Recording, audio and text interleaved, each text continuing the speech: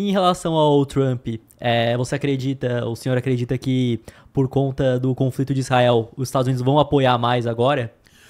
De novo, se nós olharmos para o histórico do que aconteceu nos 4 anos do governo Trump, é muito provável que haja pressão que favoreça a Israel.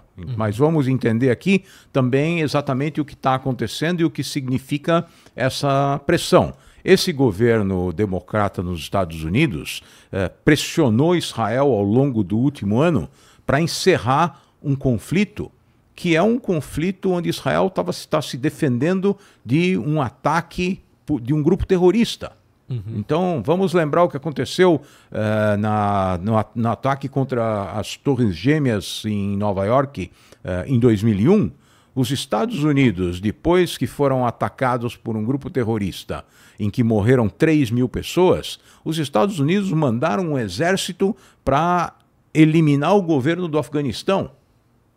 Aqui nós estamos falando de um ataque terrorista na fronteira israelense. Se nós quisermos fazer a proporção do número de mortos, o número de israelenses que o Hamas matou no dia 7 de outubro é equivalente a quase 30.000 americanos. É 10 vezes maior proporcionalmente do que o ataque contra as Torres Gêmeas em Nova York. Então a reação israelense, quando se fala que a reação israelense foi desproporcional, não está se levando em conta o que já aconteceu no passado e como países soberanos reagem a um ataque como esse. Imagine, para ilustrar para quem está nos assistindo, imagine se um grupo de traficantes do Paraguai entrasse no Brasil, matasse 20.000 brasileiros e sequestrasse 3.000 brasileiros, levasse para o território paraguaio. O que o Brasil estaria fazendo com o Paraguai? Seria pior do que a Guerra do Paraguai. Então, essa é a proporção que tem que ser entendida, e quando o governo americano do último ano, apesar de ter apoiado muito o governo israelense, impõe determinadas condições para a continuidade dessa guerra, eles estão dizendo para os israelenses: vocês não podem eliminar a ameaça. E isso os israelenses não vão fazer. Então os Estados Unidos disseram que não deveriam entrar com tropas terrestres em Gaza. Os israelenses entraram em Gaza para matar os terroristas e eliminar os arsenais que os terroristas tinham lá. Os americanos falaram que os israelenses não deveriam ocupar a fronteira do Egito para impedir que novas armas entrassem na faixa de Gaza. Os israelenses foram lá e fizeram isso. Se fosse um governo do Trump dizendo não faça isso, não faça aquilo, talvez os israelenses tivessem se preocupado um pouco mais em atender a demanda dos Estados Unidos, mas um governo do Trump provavelmente não vai fazer isso. Vai acionar o governo do Catar, vai acionar o governo do Egito, eventualmente da Arábia Saudita, para tentar obrigar os terroristas a cumprirem com condições que permitam que essa guerra termine. E a condição básica é libertar os reféns israelenses. Tem 101 israelenses que estão vivendo nos túneis embaixo de Gaza há mais de 400 dias. Eu levo comigo essa plaquinha aqui que diz: o meu coração está preso em Gaza. Que é para todo mundo que me pergunta, para eu poder dizer. Eu lembro todo dia que tem reféns israelenses presos nos porões, nos túneis de Gaza. Isso é algo que uma democracia ocidental não deveria tolerar em nenhum lugar do mundo. Os israelenses estão lá combatendo terroristas do mesmo tipo que atacaram as Torres Gêmeas em Nova York. E o que começa lá não termina lá. Vai afetar o mundo inteiro. Nós tivemos aqui no Brasil alertas durante as Olimpíadas e o Mundial de grupos que estavam se estruturando para eventualmente cometer ataques terroristas. E até porque em um conflito, quando o outro lado não ataca para se defender, ele acaba sofrendo ainda mais retaliações, né? Então...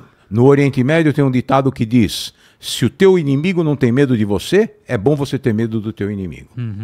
Isso vale para todo mundo que está lá. E o que o Hamas quer mesmo, no final das contas, é mais guerra, mais destruição, é chamar mais atenção dessa forma, né? Como movimento terrorista, o objetivo deles é chamar a atenção e por isso também eles não se preocupam com a morte de civis. A gente ouve falar o tempo todo sobre civis que estão morrendo nessa guerra. Infelizmente, numa guerra, os civis sempre morrem, mas os números estão totalmente deturpados, porque eles não diferenciam terroristas que estão sendo eliminados de civis que estão morrendo, infelizmente, nessa guerra. E, além disso, o grupo terrorista tem o objetivo de alavancar o máximo possível a morte de civis, porque isso é o que gera notícia. Então, tem que entender que essa é a lógica. Enquanto Israel criou um sistema de defesa para proteger a sua população civil, o que os terroristas fazem é se esconder nos túneis e deixar a população civil lá em cima. A população civil está num hospital que no seu subterrâneo tem uma central de comando dos terroristas. Os civis estão na mesquita, embaixo da mesquita tem um sistema de lançamento de foguetes que tem por objetivo matar civis israelenses. Então, quando os israelenses atacam, eventualmente, uma mesquita, primeiro, eles avisam os civis que eles devem sair porque o local vai ser atacado. Muitas vezes o Hamas não permite que os seus próprios civis saiam da zona de perigo. E segundo, o que os israelenses estão fazendo é tentando eliminar uma ameaça aos seus civis, e isso muitas vezes causa a morte de civis do outro lado, além dos terroristas que eles estão eliminando. E essa estrutura embaixo da terra, como que ela foi construída pelo pessoal do Hamas? Ela foi construída. Esse é um outro absurdo que as pessoas normalmente não conseguem ou não querem entender. A comunidade internacional vem fornecendo bilhões e bilhões de dólares para que o Hamas melhore a condição de vida da população palestina na faixa de Gaza. O que o Hamas fez ao longo dos últimos 17, 18 anos foi pegar todo esse recurso, construir uma rede de túneis no subterrâneo de Gaza que faria inveja a qualquer um em São Paulo que usa o metrô. Tem mais de 500 quilômetros de túneis embaixo da faixa de Gaza, que é um território ínfimo. Tem 30 quilômetros de comprimento por 5 quilômetros de largura. Eu acho que isso talvez seja menor do que a cidade de São Paulo. E 500 quilômetros para baixo. 500 quilômetros de túneis embaixo que foram construídos para garantir a capacidade de operação de uma organização terrorista. Eles não foram construídos para proteger a população de Gaza de qualquer perigo. A população está em cima ainda. A população está em cima protegendo os terroristas que estão nesses túneis. O resto do dinheiro foi utilizado para comprar armas que foram contrabandeadas ou, muitas vezes, para comprar materiais que deveriam ser utilizados na vida civil e foram usados para fabricar armamentos. Então, se você compra, por exemplo, tubos de aço para fazer uma tubulação de distribuição de gás ou de distribuição de água, esses tubos de aço podem ser usados para construir foguetes, lançadores de foguetes. E foi isso que o Hamas fez na faixa de Gaza ao longo dos últimos quase 20 anos, enquanto que para o mundo não importava que a população de Gaza continuasse vivendo naquela miséria que é tão conhecida. E o que o senhor acredita que pode acontecer para realmente acabar esse conflito? Você acha que nós estamos próximos disso ou não? Ainda vai se perdurar durante muito tempo?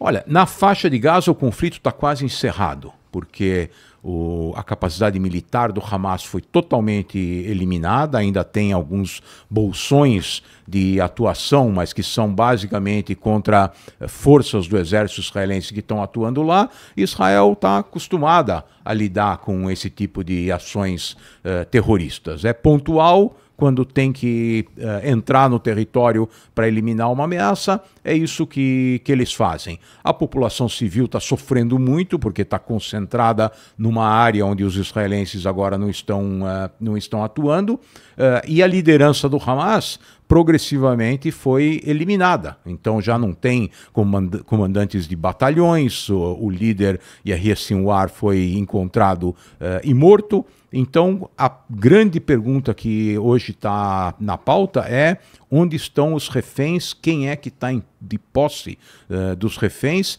e a sociedade israelense não vai permitir que essa guerra termine antes que seja encontrada uma resposta. Se a resposta, infelizmente, for os reféns estão mortos e o Hamas está disposto a devolver os corpos de todos os reféns, eventualmente isso encerra essa etapa da guerra. Mas todos os esforços estão sendo feitos para encontrar os reféns que ainda estão vivos. E depois vai ter que ser encontrada uma fórmula para administrar aquele território. Tem mais de 2 milhões de civis que eram, na verdade, reféns de uma organização terrorista, em parte foram os responsáveis por eleger o Hamas como seu próprio governo, e agora tem que ser encontrada uma fórmula que talvez seja uma combinação de atuação de forças dos países árabes moderados. Mais uma vez vai ser pedida ajuda à comunidade internacional para financiar um novo projeto, mas a resposta que é 100% certa é que uma organização como o Hamas não vai voltar a governar o território da faixa de Gaza. E o Hamas acabou sendo eleito, mas depois ele acabou perseguindo, não é, todos os opositores? Eles primeiro foram eleitos em 2006 e a faixa de Gaza era administrada pela autoridade palestina. O Hamas deu um golpe na faixa de Gaza e uma parte dos que compunham a autoridade palestina foi expulsa, e aqueles que eram mais enfáticos contra o Hamas foram mortos. Dizem que não tinha nenhum prédio alto na faixa de Gaza de onde não jogaram um membro da autoridade palestina que se opunham ao Hamas. E o sistema de controle, não, né, de conseguir derrubar os mísseis da Palestina é um dos mais avançados do mundo, né? Como que funciona? Como que eles desenvolveram isso e o que eles conseguiram fazer para proteger a população? Tem lá, na verdade, dois sistemas antimísseis. Um é chamado Domo de Ferro, que é um sistema que atua baseado num algoritmo inteligente e que calcula a trajetória de um foguete. Então, se você imaginar, todo mundo aqui conhece fogos de artifício que a gente estava acostumado, não sei se na geração de vocês, mas na minha geração, em São João, a gente brincava com fogos de artifício. Aquilo é um mini foguete, lança um projétil, no caso dos fogos de artifício, o projétil explode lá em cima em algum lugar. No caso de um foguete, ele é lançado da mesma forma, ele tem uma trajetória balística, vai cair em algum lugar. Quando você consegue detectar o local de onde o foguete foi lançado e a velocidade com a qual ele está sendo disparada, dá para calcular onde ele vai cair. Então, se ele vai cair num local habitado, esse sistema de defesa lança um míssil que destrói o foguete no ar. E aí dá para ver inúmeras filmagens. Se o pessoal quiser entrar lá no Google e procurar, dá para ver as filmagens dos que parecem fogos de artifício. Um míssil israelense destruindo um foguete que está numa trajetória que pode atingir uma área urbana. Se o foguete vai cair no campo, vai cair no mar, vai cair na praia, em princípio um local desabitado, então ele é abandonado pelo sistema. Deixa ele voar, deixa ele cair, não vai causar dano nenhum. Às vezes ele erra, às vezes ele consegue burlar o sistema, e aí nós temos alguns casos de vítimas civis, mas é insignificante em relação ao potencial de dano que esses foguetes poderiam ter causado. Foram lançadas dezenas de milhares de foguetes contra o território israelense ao longo do último ano. E depois tem um outro sistema que chama Flecha 1 e Flecha 2, que é um sistema contra mísseis de longo alcance. Então, quando o Irã lança um míssil contra Israel, tem 1.600 quilômetros de trajetória entre os dois países. Então, esse míssil é detectado através de um satélite que vê que ele foi lançado, e esse sistema de defesa funciona basicamente com o mesmo critério. Ele vai ver a trajetória que ele está fazendo e vai atingir ele muito mais longe na atmosfera, e se o primeiro lançamento não consegue derrubar o foguete, tem um segundo lançamento que normalmente é o que consegue fazer essa eliminação. E tem uma outra ameaça, que é uma ameaça através de drones. E esses são muito mais difíceis de serem detectados e controlados, porque eles viajam, eles voam a uma velocidade muito menor do que a de um foguete, e eles são direcionáveis. Então ele pode ter um endereço para atingir um determinado local e mudar de trajetória no caminho para aquele endereço. Então, é um problema grave que vem sendo equacionado progressivamente pelos israelenses. Eles aprenderam muito ao longo do último ano, e agora o que está sendo desenvolvido é uma arma laser. Então, um dos dilemas desse sistema, nós estamos falando aqui de educação financeira, um dos dilemas desse sistema antimísseis é que ele custa muito caro. Você tem um foguete que custa algumas dezenas de milhares de dólares quando ele é caro, e um sistema como esse para interceptar o foguete, cada lançamento custa 100 mil dólares se é uma trajetória baixa, pode custar $1 milhão se é um foguete de trajetória alta. Então, é difícil de equacionar essa lógica financeira, mas se eles conseguirem desenvolver a tempo um sistema antimísseis a laser, então o custo basicamente é o custo do desenvolvimento e o custo da energia que é necessária para ativar o laser. Dizem que para o ano que vem isso vai estar pronto, esperemos que já não seja necessário. Sim, e teve outra questão também de Israel que eu achei muito interessante em relação aos pagers também, né? Sim, que eles utilizaram como contra-ataque, né?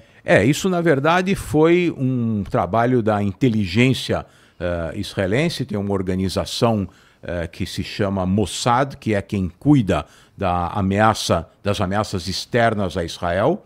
E em um determinado momento, os terroristas do Hezbollah usavam, como todos nós usamos, celulares para se comunicarem.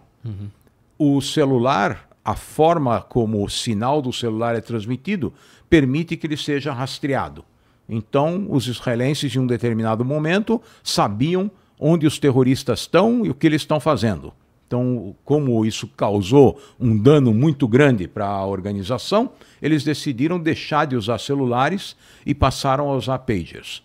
Quando os israelenses descobriram que eles estavam usando pagers para se comunicar, eles criaram uma empresa de fachada na Hungria, como filial de uma fábrica na Ásia, e passaram a fabricar lá os pagers, ou montar lá os pagers, que foram oferecidos para os terroristas do Hezbollah através de um agente dissimulado. A organização terrorista decidiu que aquilo era o melhor custo-benefício para as comunicações deles, fez uma encomenda para essa fábrica, e quando eles montaram os pagers, eles colocaram uma carga explosiva dentro do pager. O pessoal da tua geração que está nos assistindo provavelmente não sabe o que é pager. Então depois talvez seja bom vocês incluírem na nossa conversa uma foto de um pager, porque aquilo era um aparelhinho que os médicos usavam. Na época não tinha celular, então se eu precisava falar com um médico urgente, eu ligava para o consultório do médico, a secretária tinha um aparelhinho desse, esse aparelhinho mandava uma mensagem para o aparelho que estava com o médico. E o médico recebia uma mensagem dizendo ligar urgente para o consultório, ou alguma coisa assim. Sim, e é bem pequeno, né? Não é muito grande. É desse tamanho. É super pequeno, ia no cinto dos médicos normalmente.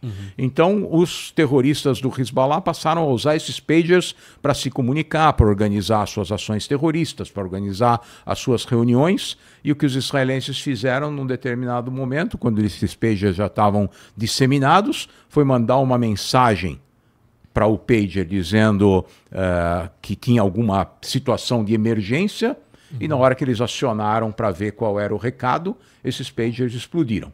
Então, não mataram muita gente, mas tiraram de ação, porque o objetivo dos israelenses era tirar de ação os terroristas que estavam principalmente na esfera de comando. E esses pagers mutilaram as pessoas, arrancaram dedos, se alguém colocou perto do rosto para ler a mensagem, as pessoas ficaram cegas, e não é para ter nenhum tipo de sentimento por essas pessoas que foram atingidas, porque eram terroristas que estavam planejando ataques contra a população civil israelense e eles foram eliminados num ato de guerra, e numa guerra o objetivo é você eliminar o teu inimigo. Foi isso que os israelenses fizeram. Ainda mais a parte da inteligência, né? Exatamente, e depois de fazer essa ação com os pagers, eles fizeram essa ação com walkie-talkies, que também, quem está nos assistindo provavelmente não sabe o que é, mas são rádios de comunicação que eram usados num escalão superior do comando do Hezbollah. Como ele é maior, ele tem uma carga, podia conter uma carga explosiva maior, e isso também eliminou um outro escalão do comando do Hezbollah, e aí eles decidiram fazer uma reunião pessoal, presencial, num bunker em Beirute, porque já não sabiam como se comunicar, e aí os israelenses descobriram onde era essa reunião e lançaram uma bomba nesse bunker e mataram todo mundo que sobrou do alto escalão do Hezbollah. E como em qualquer conflito que se preze, a primeira ação do ponto de vista tático é eliminar a capacidade de comunicação do inimigo. Foi isso que os israelenses fizeram e provavelmente por causa disso, logo depois, eles entraram no território do Líbano para eliminar a infraestrutura que o Hezbollah tinha construído no sul do país. De novo, para explicar para quem está nos assistindo, o Hezbollah é uma organização terrorista que passou a controlar o território de um país soberano. No sul do Líbano, não entravam forças do exército libanês, a não ser que tivesse a permissão dessa organização terrorista. Tinha uma força da ONU que supostamente deveria impedir que os terroristas atuassem naquele território. Tinha túneis que foram construídos a 30 metros de uma base das Nações Unidas, quando o objetivo da Força das Nações Unidas era impedir que os terroristas estivessem lá ou atuassem lá contra o território israelense. Então, é um descabimento. Em algum momento, os israelenses decidiram que isso não podia continuar. Tinha 60 mil, ainda tem 60 mil israelenses que foram deslocados das suas casas. Faz mais de um ano que tiveram que se tornar refugiados internos. E essa situação tinha que ser encerrada. De novo, para dar um exemplo aqui para nós. Imagina se os uruguaios decidem deixar um grupo de terroristas atuar na fronteira, atacando a população do Rio Grande do Sul. Dia após dia, os terroristas lançam foguetes contra a população no Rio Grande do Sul. Quanto tempo o Brasil ia tolerar alguma coisa assim antes de invadir o Uruguai e garantir que esses terroristas não pudessem atuar lá, porque o governo do Uruguai não tem condições de impedir essas ações? É isso que está acontecendo e a única solução é eliminar essa ameaça. Com certeza. E o que o senhor vê da mídia que muitas vezes foi lá, postou a notícia do pager e acaba não trazendo todo o contexto e acaba dando a entender que é algo que não retrata a realidade para as pessoas, para quem está consumindo. Sim, a mídia fornece aquilo que eles acham que vai garantir o consumo. Então, quando noticiaram esse caso dos pagers, por exemplo, em muitos locais, a notícia que apareceu foi de que os pagers causaram vítimas entre os civis. Um dos civis que foi mencionado, por exemplo, foi o embaixador iraniano no Líbano. Por que o embaixador iraniano no Líbano tinha um pager que era usado nas comunicações do comando de uma organização terrorista? Se ele estava involucrado com essa ação, é para ser atingido, e ele não é um civil. Ele é um elemento que está participando de uma guerra contra Israel e é uma vítima legítima. Então, a mídia muitas vezes distorce pelas razões que eles acham que devem fazer, talvez porque o seu público leitor ou o seu público consumidor é um público que tem simpatia pela organização terrorista. Tem uma análise que diz que, na atualidade, quem tem razão é aquele que sofre o maior número de vítimas. Então, se você é a parte que tem o maior número de mortos numa guerra, supostamente, então, você é quem tem razão. E isso, se a gente traduz isso para o que aconteceu na Segunda Guerra Mundial, então, os nazistas alemães eram quem deviam ter ganho a guerra, porque morreram muito mais alemães do que membros das potências aliadas ocidentais. Vamos deixar os russos na outra parte da conta. Mas numa guerra entre a Alemanha nazista e os países da Europa Ocidental, se o critério é quem tem mais vítimas é quem tem razão, os alemães deveriam ser os vencedores da guerra se quem tem razão vence a guerra. Até no caso do Hamas, que utiliza a população civis como proteção ainda, né? Que eles estão embaixo dos túneis lá que eles fizeram. Exatamente. E eles têm interesse em potencializar ao máximo o número de civis mortos, porque isso é o que provoca e produz as manchetes dessa mídia que você está mencionando. Com certeza.